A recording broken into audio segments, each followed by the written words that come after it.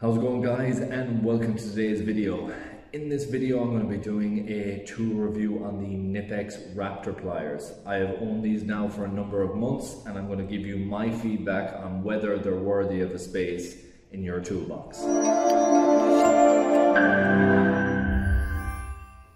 Now there's a hell of a lot to like about these pliers, and one of the most impressive things is the little pressure that it actually takes to operate these. Literally one finger pressure and you can keep these in place and clamped on when using.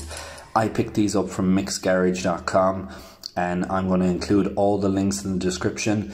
They've been kind enough to give me a 10% discount code for any of you guys that want to use it. It is GB10 and that is anything on their store if you want to go ahead and use that. Now let's get into this review.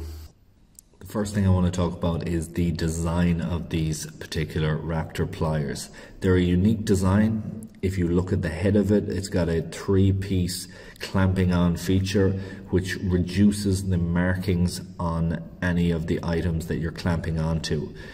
These are manufactured in Germany. They're made from German chrome vanadium steel and they have a slim head with a box joint design. That box joint design allows for a very firm grip and there's not a lot of movement. There's not a lot of chance of slippage or shifting of the head. Once they clamp on, they have fantastic force and you can apply one hand pressure on one side and it still gives extremely good clamping force. You couple that with the ratcheting design that's inbuilt in these, and it is very unique. I don't know of another one like this. That ratcheting design allows you to get into a tight space, ratchet away.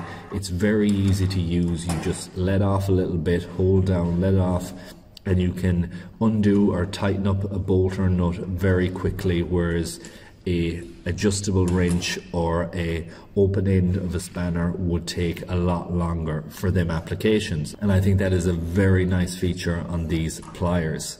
It has 15 different adjustments. It has a quick release button. At its smallest it is 10 millimeters. At its widest it is 32. So it's got a decent range to it from 10 to 32 mil. There is no pinching, so you won't get your fingers squeezed at any stage with the Knipex plier design.